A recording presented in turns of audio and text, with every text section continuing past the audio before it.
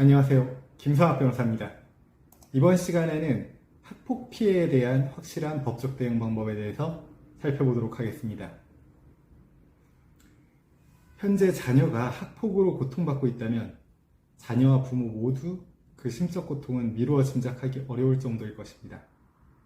다만 심적 고통을 겪고 있는 상황에서도 내 아이가, 내 자녀가 다시는 같은 고통을 겪게 하지 않고 원래의 생활로 돌아올 수 있도록 우선 학교에 학폭 사실을 신고해서 학폭 심의 개최를 요구하고 피해 학생에 대한 보호 조치를 취할 것을 강력하게 요청하셔야 합니다. 이와 별도로 반드시 가해 학생 및 학부모에 대한 확실한 법적 조치를 취해야만 합니다. 우선 피해 학생에 대한 보호 조치와 관련해서 학교 폭력 예방 및 대책에 관한 법률은 다음과 같이 규정하고 있습니다. 학교 폭력 예방 및 대책에 관한 법률 제16조에 의거해서 학폭심의위원회는 피해 학생의 보호를 위해서 필요하다고 인정하는 때에는 피해 학생에 대해서 다음과 같은 조치를 취할 수 있습니다. 첫 번째 조치, 학내외 전문가에 의한 심리상담 및 조언. 두 번째 조치, 일시보호. 세 번째 조치, 치료 및 치료를 위한 요양. 네 번째 조치, 학급 교체. 그 다음 마지막 다섯 번째 조치, 그 밖에 피해 학생의 보호를 위하여 필요한 조치. 심의위원회는 이와 같은 조치를 피해자가 요청하기 전에 피해 학생 및 그 보호자에게 의견 진술의 기회를 부여하는 등 적정한 절차를 거쳐야 합니다. 이와 같은 요청이 있을 때에는 교육장은 피해 학생의 보호자의 동의를 받아서 7일 이내에 해당 조치를 취해야 합니다.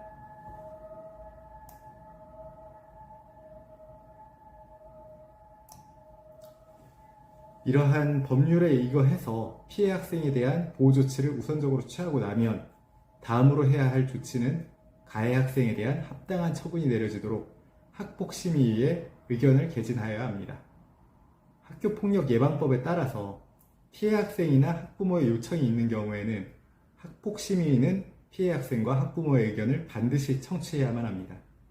이때 피해 학생과 학부모는 가해 학생이 행한 가해 행위의 구체적인 사실관계, 이로 인해서 피해 학생이 입게 된 정신적, 신체적 피해의 정도, 향후 같은 가해 행위가 반복될 가능성이 있는 정황 등을 구체적으로 소명자료와 함께 진술하는 것이 필요합니다.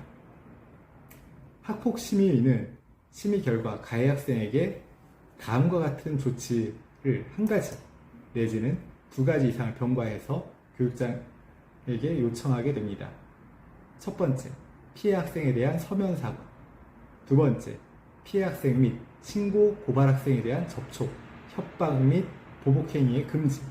세 번째, 학교 교내에서의 봉사. 네 번째, 사회봉사.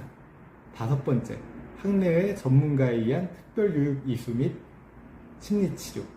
여섯 번째, 출석정지. 일곱 번째, 학급 교체. 여덟 번째, 전학. 아홉 번째, 퇴학 처분. 이와 같은 처분에 대해서 요청을 할 수 있고, 이와 같은 처분과 별개로 가해 학생의 가해 행위가 범죄에 해당할 경우에는 형사고소를 통해서 형사적 책임 또한 지울 수 있습니다. 다만 가해 학생이 형사 책임 능력이 없는 촉법소년일 경우 소년보호 사건으로 처리되게 됩니다. 가해 학생에 대한 이와 같은 법적 조치에 아울러 가해 학생의 부모에 대한 법적 조치도 함께 이루어져야 됩니다. 가해 학생의 부모는 가해 학생의 감독자로서 가해 학생의 위법한 행위로 인해서 피해 학생이 입은 정신적, 신체적 피해에 대한 배상을 할 책임이 있습니다. 따라서 가해 학생의 부모를 상대로 하여 불법 행위에 대한 손해배상 청구도 가능합니다. 이와 같은 모든 조치를 취해야만 그나마 조금이라도 피해 학생의 마음이 치유되고 가해 학생 및 그 부모는 응분의 대가를 치름과 동시에 다시는 같은 잘못을 반복하지 않게 될 것입니다. 따라서 오늘 말씀드린 이와 같은 법적 조치들을 반드시 숙지하셔서 학폭 피해에 대해서 확실한 대응을 하시기를 바랍니다. 오늘은 학폭 피해가 발생했을 경우 그 법적 대응 방법에 대해서 살펴보았습니다. 조금이나마 도움이 되셨으면 합니다. 여러분의 권리를 지키고 언제나 신속하고 정확한 해법을 전해드리는 김성학 변호사입니다. 감사합니다.